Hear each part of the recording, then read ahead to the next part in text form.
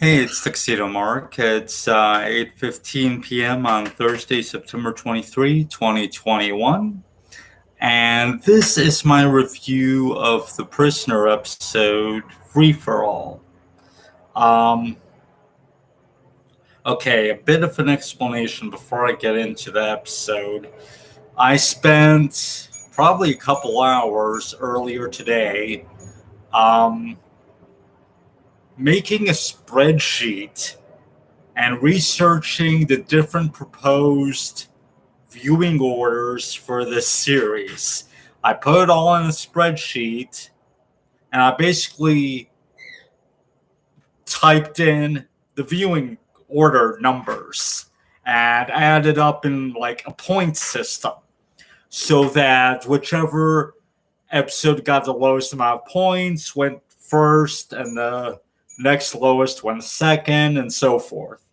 So I tried to see if I could come up with some kind of order based on like these 11 different airing orders that I found. Yeah, 11 different proposed airing orders, and that's only the ones that I found. Um, hey, thanks for joining me. Okay, so that didn't seem to be much help, but what I found, and I think I mentioned this in my review of the previous episode, is that series creator and star Patrick McGoohan initially conceived of this series as being like 6 or 7 episodes long, which is about the length for a British series for one season, because like supposedly they want to make 13 episodes and then they said like 26 so they could like sell it overseas where TV seasons are longer. He could only like basically come up with 17 episodes at the end due to production difficulties and just not having enough ideas. But he basically said like only about 6 or 7 episodes actually count. So what I or matter or whatever. So what I found was his 7 episodes and the order in which he said that they should be viewed in, or supposedly, because I couldn't find a source where he actually mentioned this. It's just people, posting this at various places on the internet. But this episode, Free for All, is the second episode in his preferred order. Now, he wrote and directed this episode, so obviously he's going to include it in his, personal canon. And yes, he did write it. It's under a pseudonym, but yeah, it was him.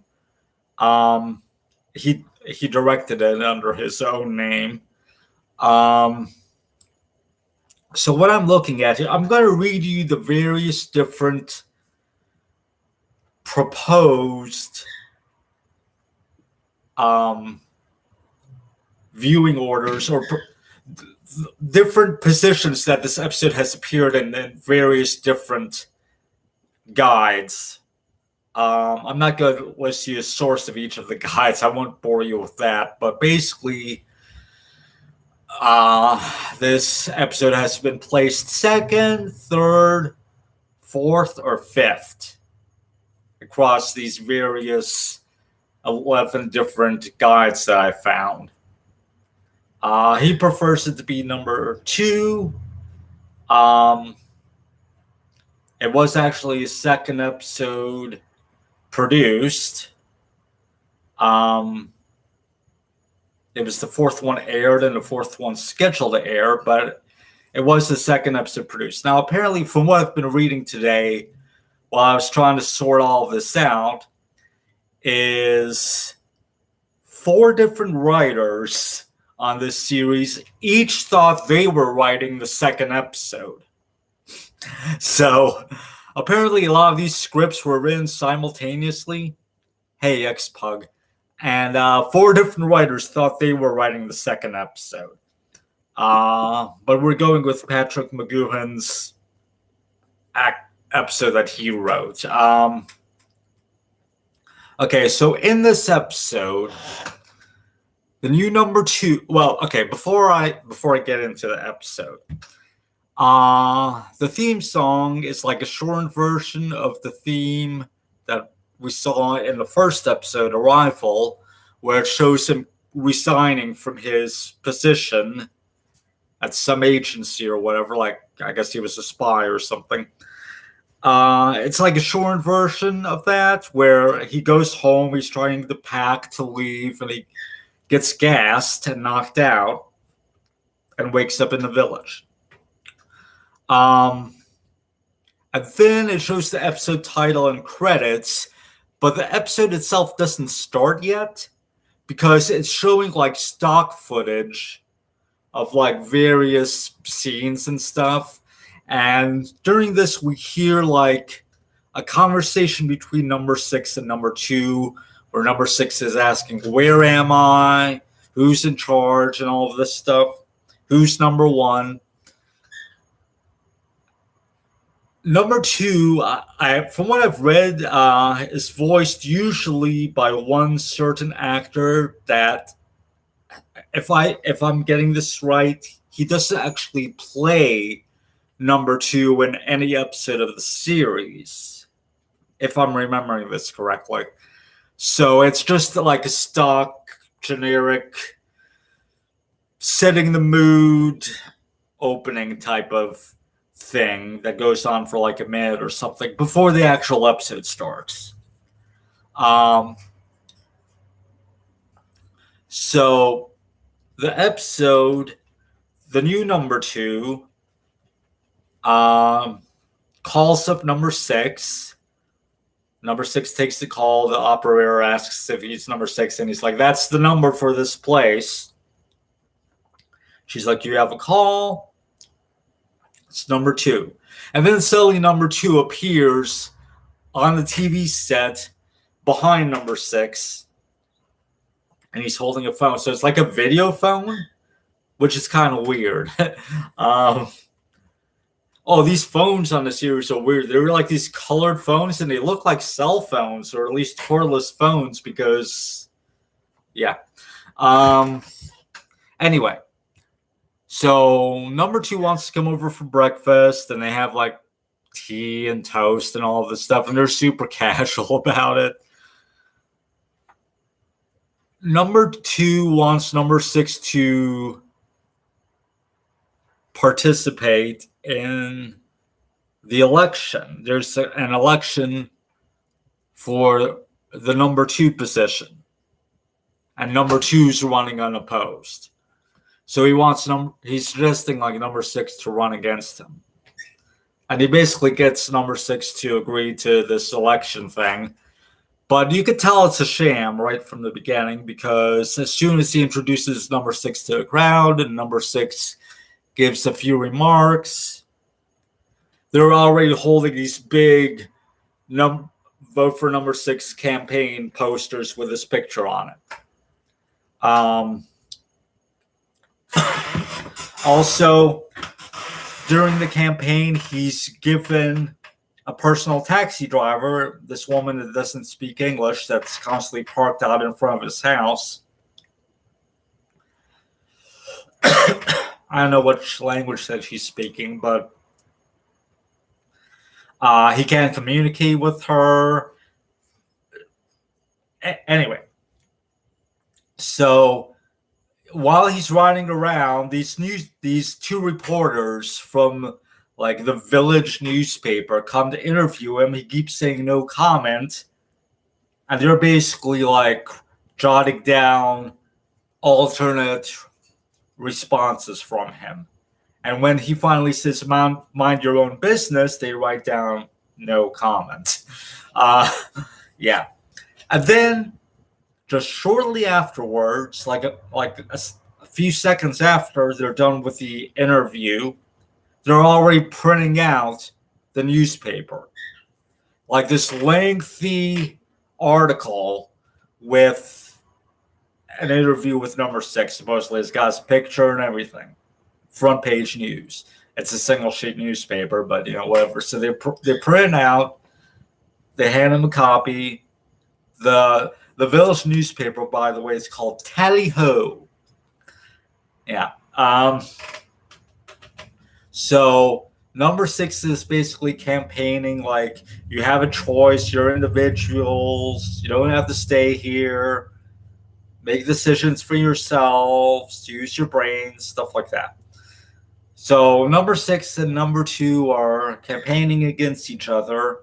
They eventually brainwash number 6 to give like a more conformist message. Like they summon him to a debate in number 2's residence, and then they make him spin around on a platform, and he slides down something into a basement room or something, and then later on he wakes up in the hospital, and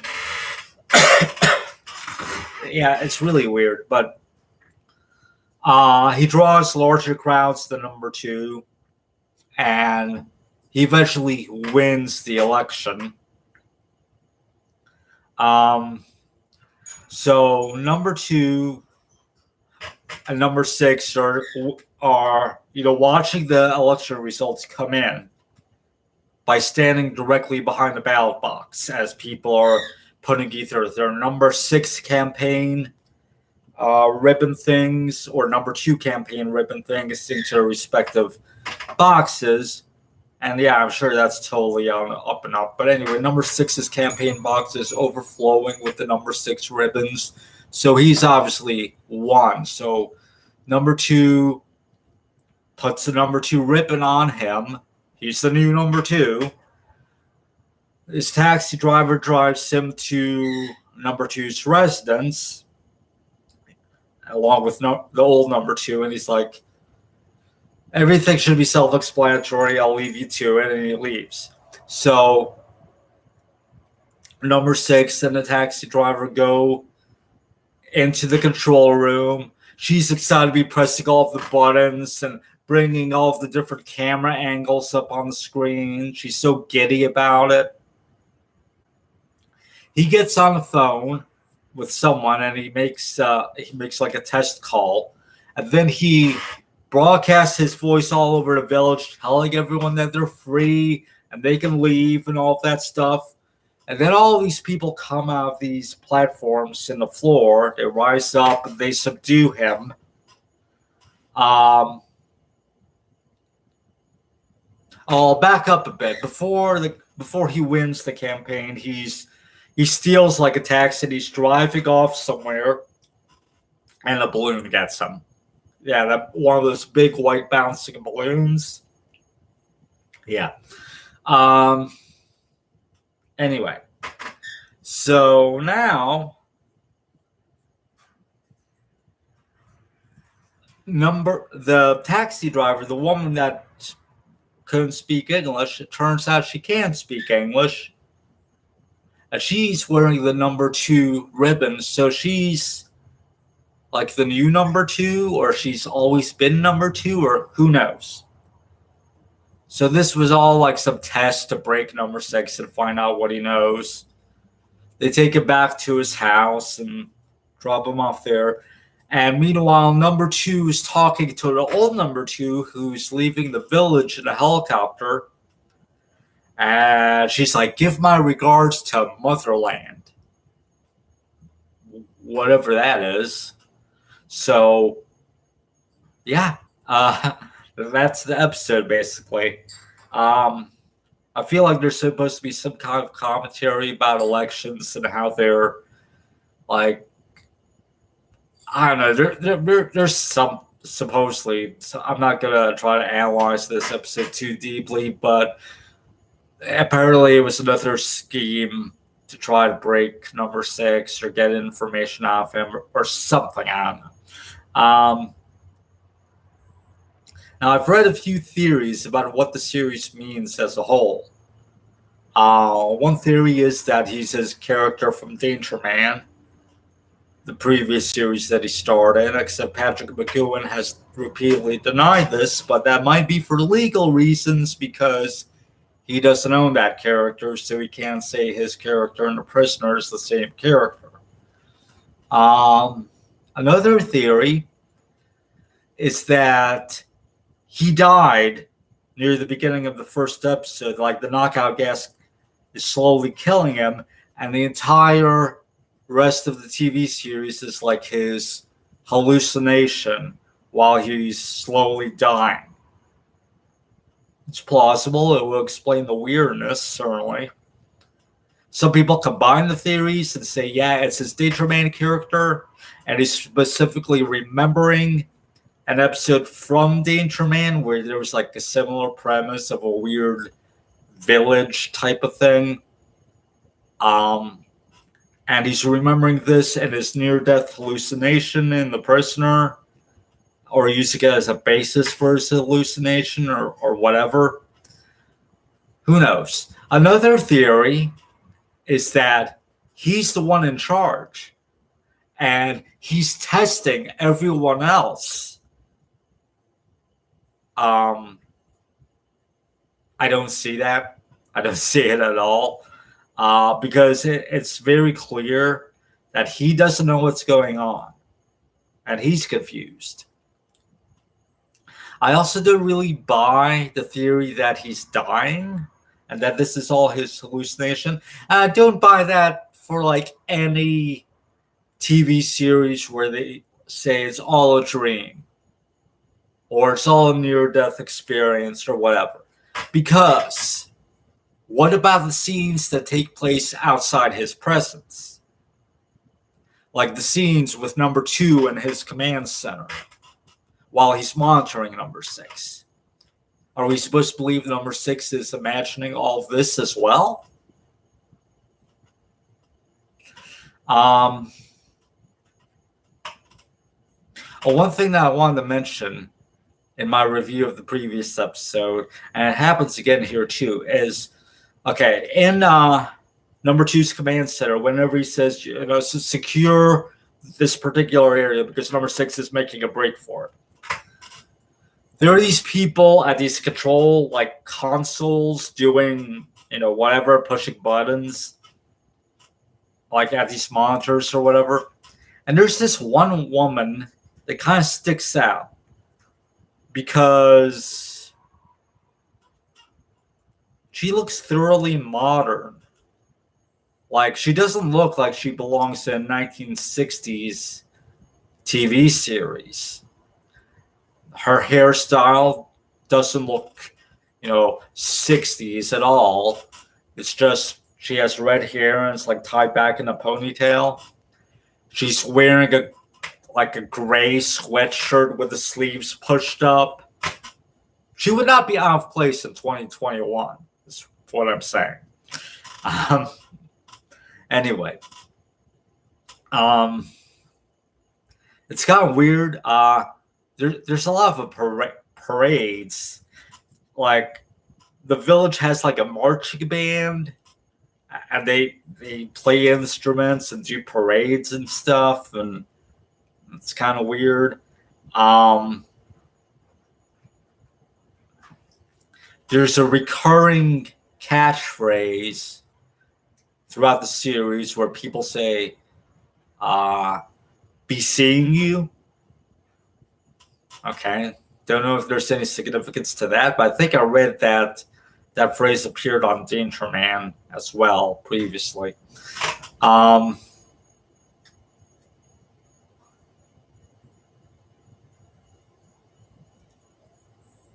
sure what else to say about this episode.